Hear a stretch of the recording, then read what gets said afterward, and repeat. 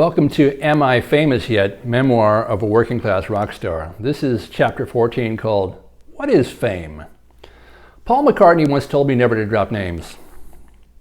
Okay, I don't actually know Paul McCartney. I've never met him, but the joke doesn't work unless you use somebody's name who's really famous. I have met some other famous people in my travels, so why didn't I use one of their names instead? Well, because then a question arises about whether that person actually said that to me, which that person didn't because it's just a joke. How is someone supposed to know that I have met famous person X, but that I haven't actually met Paul McCartney? All right, listen, this is getting complicated. It was just a joke, a hackneyed old vaudevillian line that I've heard a dozen times and didn't write myself. Lighten up, will ya? My point is this: fame is a tenuous thing. Let us imagine that you did something hugely famous and sold 10 million albums, books, concert tickets, or whatever unit of demarcation you feel comfortable with to define someone who has made it. In this country alone, that means you potentially have about 320 million people who don't know who you are and don't care. It wouldn't take a trip to Appalachia searching for Amish people, who don't usually live in Appalachia, without electricity to find people who haven't heard of you. You could be massively rock star famous, yet my family would still have no idea who you are. Fame is relative. Recognition is fleeting. Superstars become superstars not only by having incredible talent and charisma coupled with tremendous luck and opportunities, but also by having machinery around them designed to crush the competition and trample on any challengers to the throne. Of all the gigs I've done, the higher up the fame food chain they are, the more this principle is noticeable. Superstars like to tightly control their images that get released. This was especially true before social media became ubiquitous. Now everybody has a camera in their pocket. Back in the day, there would be one photograph of the star that would be circulated to the media for each project. This press image was the result of a designated photo shoot with specific makeup, wardrobe, and photo retouching. Anything that wasn't cleared by the artist's management was asking for trouble. A media outlet could be in jeopardy of not receiving access to a star for future projects for printing unflattering or unofficial photos. I once took a selfie with a superstar and I sent it to an alumni magazine that printed it. Somehow word got back to the superstar that I had, and I got a severe reprimand and threatened with dismissal from the position that allowed me access and contact with this star. This was before the days of Facebook or even MySpace. The selfie I had taken was with an actual camera, not with a phone. The word selfie hadn't even been invented back then. Releasing a photo like that without clearance that got picked up by the press, even an alumni magazine, was a big no-no. Excuse me. These days, of course, you can't even take wedding photos in Central Park without having Tom Hanks crash your shoot for selfies while he's out for a jog. Look, dude, we didn't invite you to the wedding for a reason. As musicians, we are constantly reminded that we are in a glamour profession. There is a line of people around the block just waiting for you to take your job and to do it for less money or no money at all just for the opportunity. There is some truth to this. One booking agent friend of mine used to call and say, I've got a gig on May 15th. I don't know who it's with. I don't know how far away it is. And I don't know what it pays. Do you want it or not? He was halfway kidding, but only halfway. My friends and I frequently quote the old joke about the dude who works for the circus, walking behind the elephants and scooping up massive amounts of poop.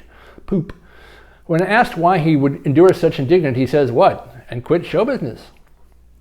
We don't have to tell the joke anymore. Now, anytime something messed up happens on a gig, which is constantly, all the time, we just look at each other and say, what? And quit show business. Similarly, we find the classic mockumentary, This Is Spinal Tap, to be gospel truth. Innumerable are the times when we're hopelessly lost backstage trying to find the wings, when someone will invariably blurt out, hello, Cleveland! When we find ourselves actually playing in Cleveland, in the great state of Ohio, these outbursts are incessant. That movie is not just a joke to us, it's a religion. So, what is fame?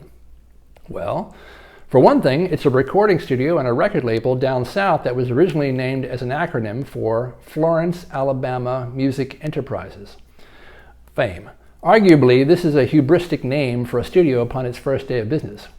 Berry Gordy similarly put up a sign over the house at 2648 West Grand Boulevard in Detroit proclaiming it Hitsville, USA, before they had recorded a single song at Motown Records. But that's not what I'm talking about here. The dictionary decrees that fame is The condition of being known or talked about by many people, especially on account of notable achievements. This is not to be confused with fortune, which is good luck and or riches aplenty. One can be rich and not be famous at all. One can also be famous and poor. Mother Teresa would be the positive example of this. What is it about being known or talked about by many people that seems even remotely desirable to us? That's a good question.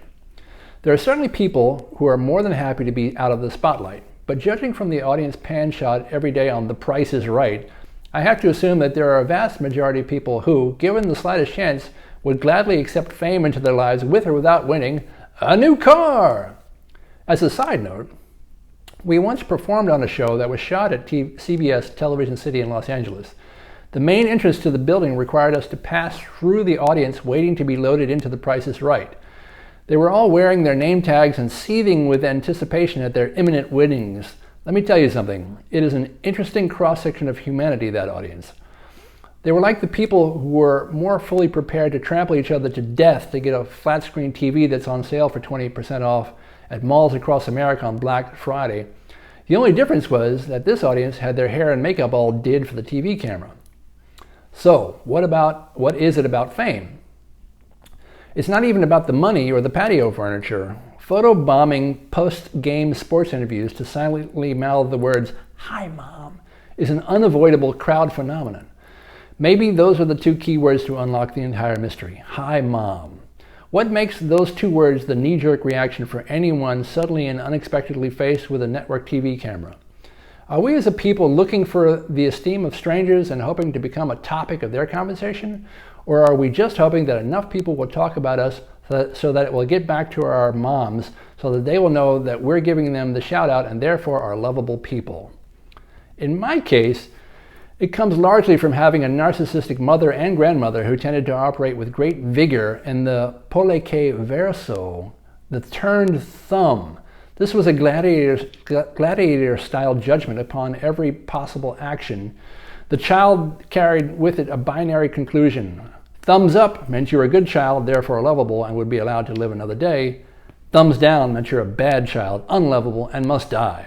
It was the polar opposite of unconditional love. Not only did this judgment seem harsh and oppressive, it was also extremely mercurial and could completely reverse course on a dime. It was difficult to know where you stood at any moment. It turned out it didn't really matter because it would change the very next moment due to circumstances seemingly out of your control. Whether there was something you could have done to change a given situation or not was immaterial. Somehow, you should have known better. Over the long term, this situation has left me with a constant and nagging voice in the back of my head that says, "You ain't shit. Nothing I ever do feels like it's good enough." Even if I do something good where people are applauding or praising me, the feeling is that this praise will inevitably evaporate at any moment. This reversal will somehow be due to something that I will be blamed for, even though I haven't realized I've done anything wrong. It's a tough paradox to live in, and an even tougher one to try to dig oneself out of psychologically. To this day, when I'm supposedly in the good kid category, the slightest stimulus can evoke a memory in a family member that will require a retelling of a negative story from decades ago, a recounting of some failure of mine from the past. This family folklore never allows me to be fully successful at anything in the eyes of my family, or even just to be proud of my accomplishments. It never lets me feel okay being in my own skin.